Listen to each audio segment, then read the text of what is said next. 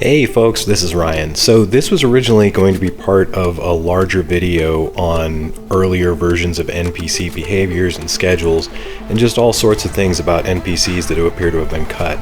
But anyway, let's just say we've heard the rumblings that CD Projekt Red is going to release their biggest patch yet for Cyberpunk. And just in case any or all of the stuff that we've speculated is added back into the game in some way, we're kind of doing a massive push to take any other stuff that we have even partially ready and put it out so that, our speculation about what could have been is up before they do whatever they end up deciding to do in the end. So I'm taking the lead on this one. Mike will probably apply a little bit of production magic to it, but you're going to have to put up with my bad microphone for this one. But without further ado, let me get into it.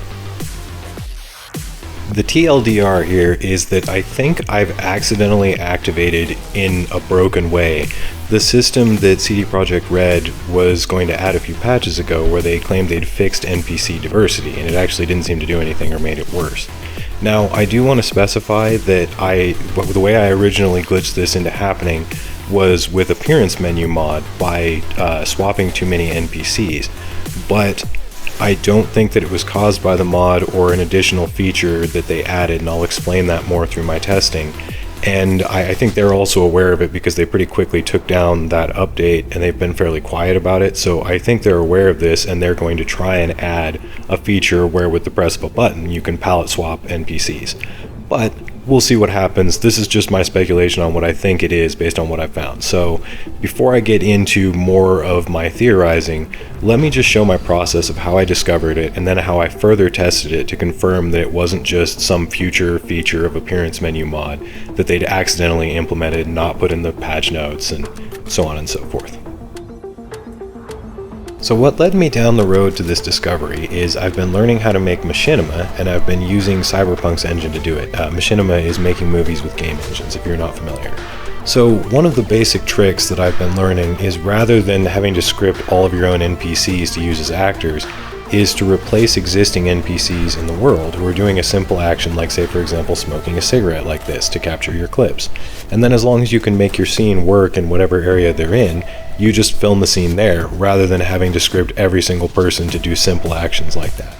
So in the process of experimenting with this and swapping around NPCs, I took one of the basic actors I've been using, which was just Nomad Female number 1, and I tried swapping her for the generic Nomad Male. And so what happened when I did this is there were too many Nomad females in the area, is my guess, because it only seemed to work when I recreated it when there were already a number of the same model.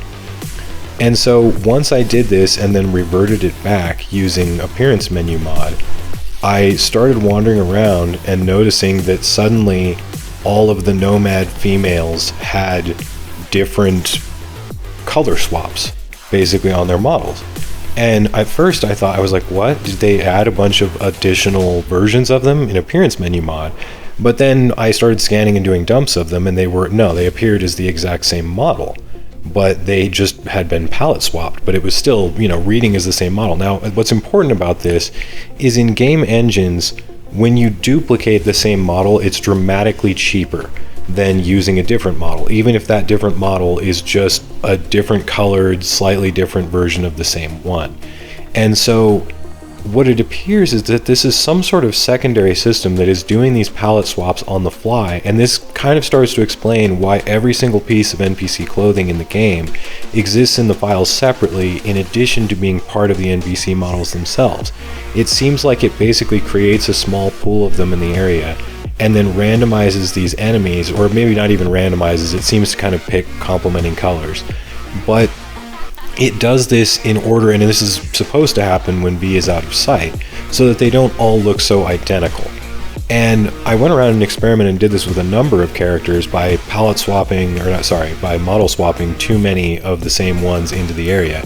And I was able to do it with a number of models, all of the ones in the area, as you saw in the screenshots at the beginning. But it was when I got too carried away that things got really out of control. Apparently, I glitched out one NPC type too many, because I did one swap on this guy, I only touched the button once, and then he started transitioning through all of his potential appearances. Not the alternate ones, but the original ones that are allowed through the game, where there's only one color of each type. And I was like, okay, that's weird. Why is he still doing it? And then he started infecting the other male nomad NPCs of the same type that he walked past. I'm like, what the mother-loving F is going on here? And after observing this for a while, and also this started crashing my computer, well, it started making my computer want to take off and light on fire. So I was only able to get about another minute of this, and then I watched it a little bit longer, and then it was still going to about blow up my computer without even recording. So this was all I was able to get, and the rest is screenshots. That's why a lot of it's in screenshots, because this was actually still pretty taxing on my computer, even though it was intended to be a cheaper system. But this is what led me to the understanding that this was probably part of the diversity system, because I'm starting to get an idea of how I think it was supposed to work. So when V was out of sight, it would work this way, where if they detected there were ones around that are the same, it would give them all these palette swaps to make them look different. And at the same time, there was this other system, this other part of it that was also supposed to be out of sight. So this would be happening around the corner before you get there, where when an NPC walks into a group of others that are all the same, it will cause them to change and have palette swaps. And this actually, if this was a little more efficient, because it does seem that maybe it wasn't quite as much of a shortcut as they hoped, since, my 7-year-old computer, is not very impressive, but it was still about to blow up, and normally I'm able to run this game okay.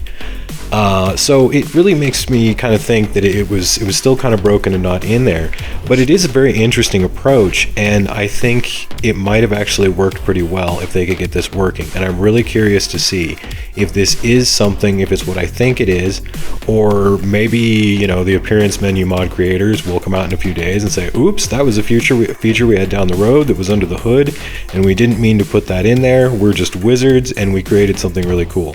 But either way, whether it's something that was part of that and I just wasn't able to find any evidence of it, or if it's something that CD Projekt Red was going to add and potentially could put back in the game, I think a lot of us would find Night City a little bit more immersive if there were less clones walking around right next to each other doing the exact same animations. That's all for today on this one. We are doing a little push to try and get some stuff out before this big patch is announced. So I hope you like this stuff, even though we're having to rush it a little more than we might have preferred. But yeah, it's better to be early than late.